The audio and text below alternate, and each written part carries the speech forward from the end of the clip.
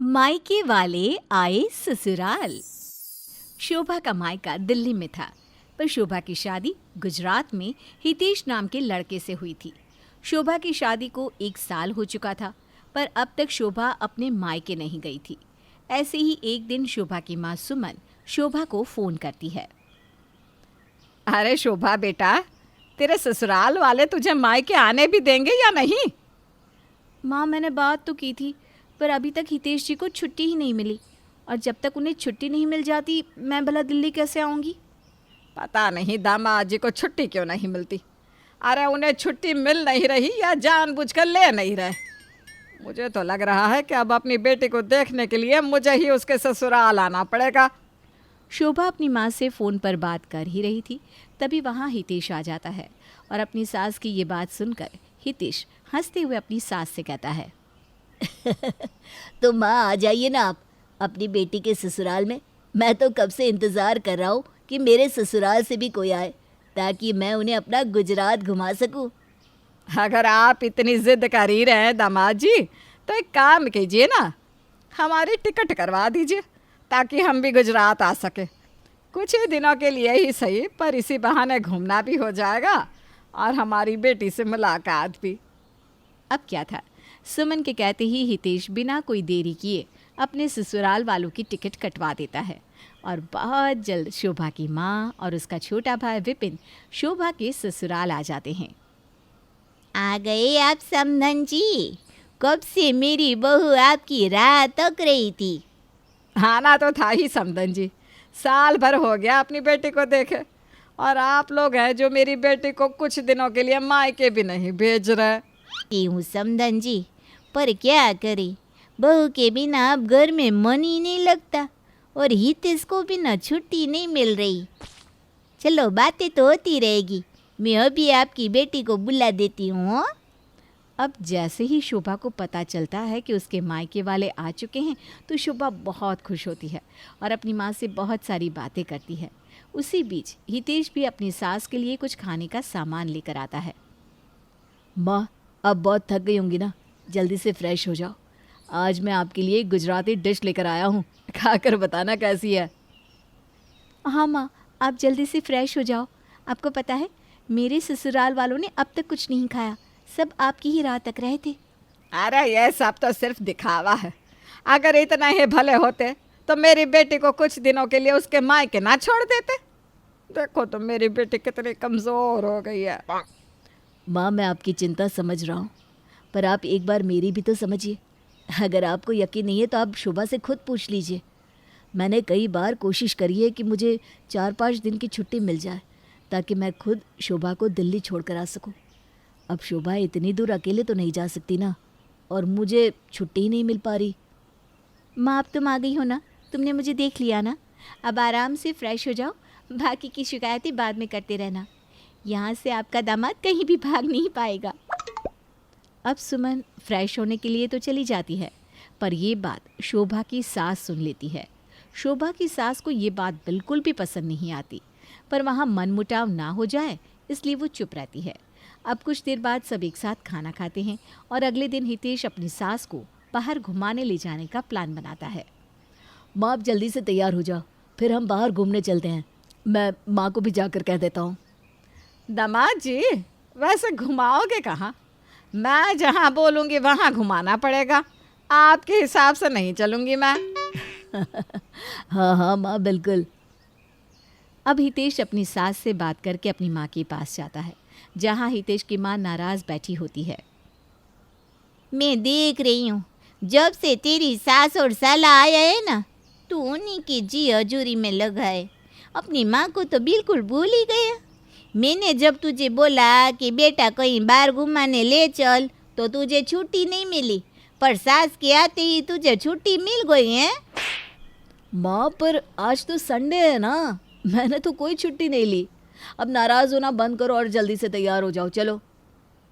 हितेश बेचारा अपनी सास और माँ के बीच में फंस जाता है और दोनों को खुश रखने की कोशिश करता है।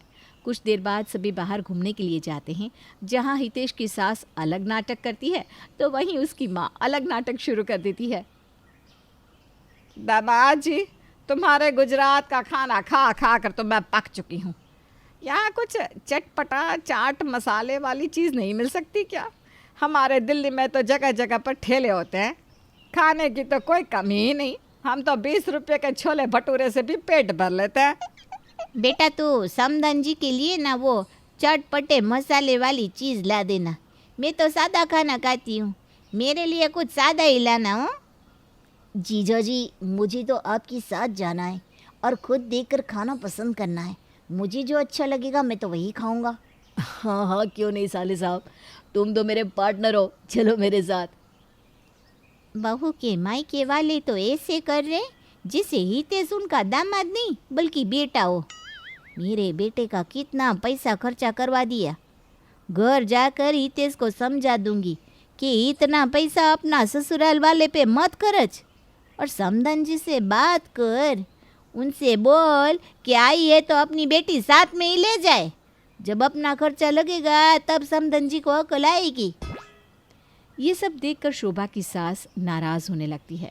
कुछ देर बाद जब सब घर पहुंचते हैं तो हितेश अपने ससुराल वालों के लिए रहने खाने का अच्छा बंदोबस्त करता है, पर फिर भी सुमन उसमें कोई ना कोई नुक्स निकाल ही देती है।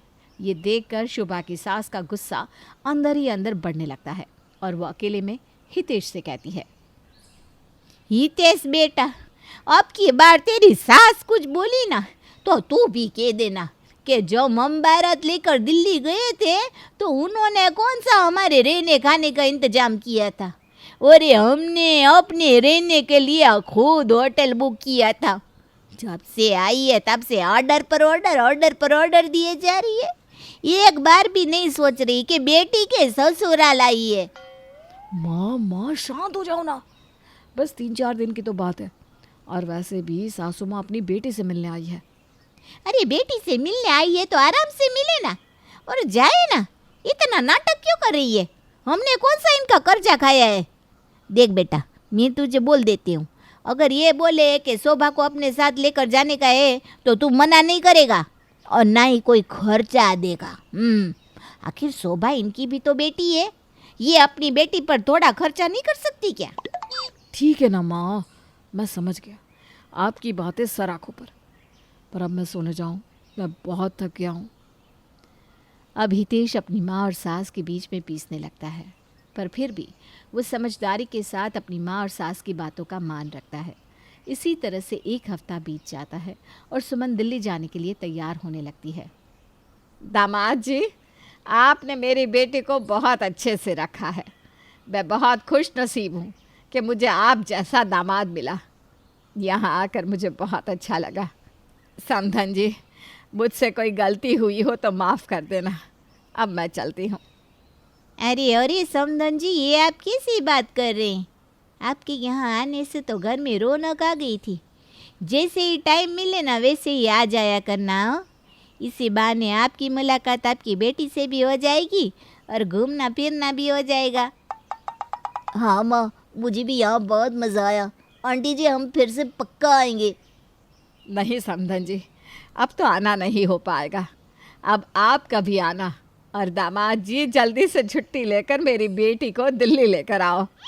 अरे जब आप खुद आइए तो हितेश क्यों छोड़कर आएगा आपकी बेटी को?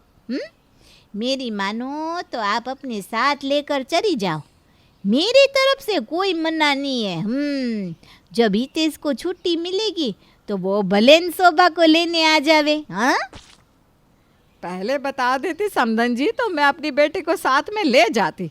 अब तो टिकट बन चुकी है और मेरा दिल्ली जाना भी बहुत ज़रूरी है। बहुत दिन हो चुके हैं, घर अकेला है। अच्छा, मैं चलती हूँ, आप लोग ज़रूर आना दिल्ली। सुमन अपना खर्चा बचाने के लिए बहानेबाजी करने लगती है और कुछ देर बाद हितेश अपनी सास को स्टेशन तक छोड़ आता है। शोभा के मायके वालों के जाने के बाद शोभा की सास को शांति मिलती है और हितेश को भी।